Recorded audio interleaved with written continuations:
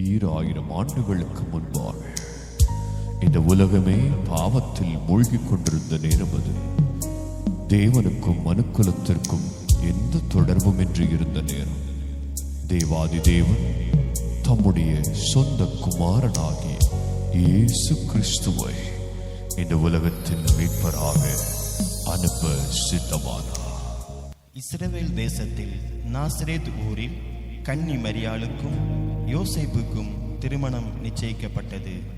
ஒரு நாள் இரவு மரியாள் நித்திரை செய்து கொண்டிருக்கையில் தேவதூதன் சொப்பனத்தில் தோன்றி,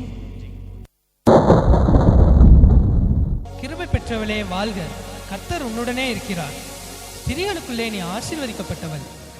மரியாளே பயப்படாதே, நீ தேவனிடத்தில் கிருபை பெற்றாய். இதோ நீ கர்ப்பவதியாகி ஒரு குமாரனை பெறுவாய். அவருக்கு இயேசு என்று பெயரிடுவாயாக. அவர் பெரியவராயிருப்பார், உன்னதமானவரின் குமாரன் எனப்படுவார். கர்த்தராகிய தேவன் அவருடைய பிதாவாகிய தாவீதின் சிங்காசனத்தை அவருக்கு கொடுப்பார். அவர் யாக்கோபின் குடும்பத்தாரை என்றென்றைக்கும் அரசாளுவார். அவருடைய ராஜ்யத்துக்கு முடிவிராது. இது எப்படி ஆகும்? நான் புருஷனை அறியேனே. பரிசுத்த ஆவி உன்மேல் வரும், உன்னதமானவரின் பலன் உன்மேல் நிழலிடும். ஆதலால் உன்னிடத்திலிருந்து பிறக்கும் பரிசுத்தமுள்ளது தேவனுடைய குமாரன் எனப்படும். இதோ நான் ஆண்டவருக்கு அடிமை, உம்முடைய வார்த்தையின்படி எனக்கு ஆக கடவுது. தனக்கு நியமிக்கப்பட்ட மரியாள் கர்ப்பவதியாய் இருப்பதை யோசேப்பு அறிந்தான். ஆனால் யோசேப்பு நீதிமானாய் இருந்து அவளை அவமானப்படுத்த மனதில்லாமல் இரகசியமாய் அவளை தள்ளிவிட யோசனையாய் இருந்தான். அன்று இரவு தேவதூதன் யோசேப்புக்கு சொப்பனத்தில் தோன்றி, தாவீதின் குமாரனாகிய யோசேப்பே, உன் மனைவியாகிய மரியாளை சேர்த்துக்கொள்ள ஐயப்படாதே. அவளிடத்தில் உற்பத்தியாயிருக்கிறது பரிசுத்த ஆவியினால் உண்டானது. அவள் ஒரு குமாரனை பெறுவாள். அவருக்கு இயேசு என்று பெயரிடுவாயாக. ஏனெனில் அவர் தமது ஜனங்களின் பாவங்களை நீக்கி அவர்களை இரட்சிப்பார்.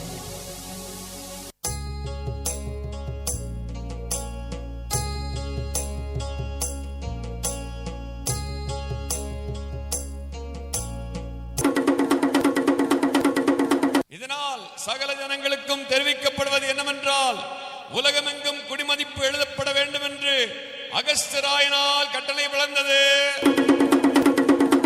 எனவே அவரவர் தங்கள் தங்கள் ஊருக்கு சென்று குடிமதிப்பு எழுதும்படி கேட்டுக் கொள்ளப்படுகிறது. யோசேப்பும் தான் தாவீதின் வம்சத்தானும் குடும்பத்தானுமாய் இருந்தபடியினாலே தனக்கு மனைவியாக நியமிக்கப்பட்டிருந்த கர்ப்பவதியான மரியாளுடனே குடிமதிப்பு எழுதும்படி தாவீதின் ஊருக்கு சென்றார்கள். மரியாளுக்கு பிரசவ காலம் நேரிட்டது. சத்திரத்தில் போய் இடம் தேடினார்கள். ஐயா, என் மனைவி பிரசவ வலியால் வேதனைப்படுகிறாள். உங்கள் சத்திரத்தில் இடம் இருக்கிறதா? இல்லை ஐயா.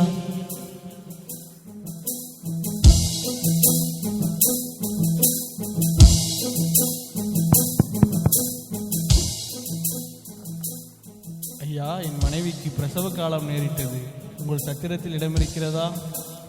இடம் காலியாக இல்லையே. சத்திரத்தில் இடம் இல்லாததினால் அங்கிருந்த மாட்டு தொழுவத்திற்கு சென்றார்கள். அவள் தன் முதற் பேரான குமாரனை பெற்றெடுத்தாள்.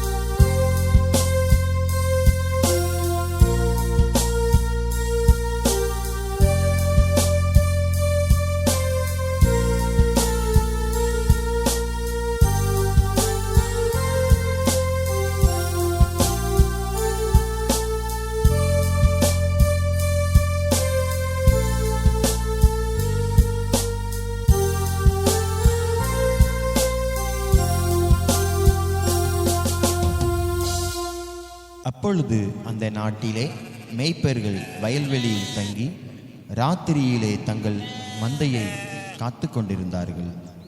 அவ்வேளையிலே கர்த்தருடைய தூதன் அவர்களை நோக்கி, பயப்படாதிருங்கள், இதோ எல்லா ஜனத்திற்கும் மிகுந்த சந்தோஷத்தை உண்டாக்கும் நற்செய்தியை உங்களுக்கு அறிவிக்கிறேன். இன்று கர்த்தராய கிறிஸ்து என்னும் இரட்சகர் உங்களுக்கு தாவீதின் ஊரிலே பிறந்திருக்கிறார். பிள்ளையை துணிகளில் சுற்றி முன்னணியிலே கிடைத்திருக்க காண்பீர்கள். இதுவே உங்களுக்கு அடையாளம்.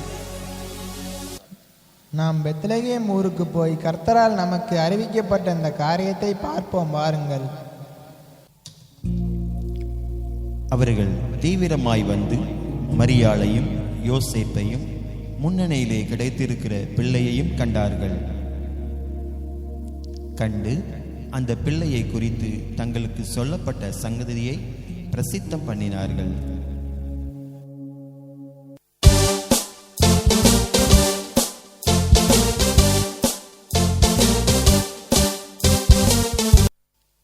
பெத்லகேமிலே இயேசு பிறந்த பொழுது கிழக்கிலிருந்து சாஸ்திரிகள் அக்குழந்தையை குறித்து விசாரிக்க எருசலேமில் உள்ள ஏரோது ராஜாவின் அரண்மனைக்கு வருகிறார்கள்.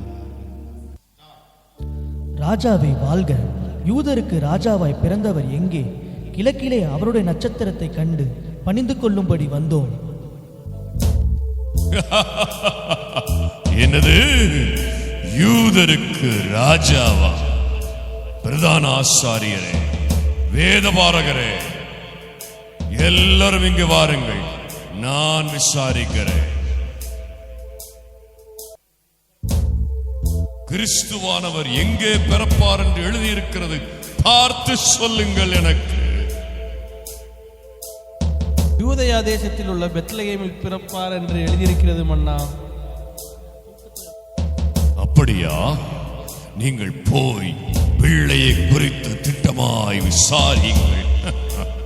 நீங்கள் அதை கண்ட பின்பு நானும் வந்து அதை பணிந்து கொள்ளும்படிக்கு எனக்கு அறிவியுங்கள். நல்லது, போய் வாருங்கள்.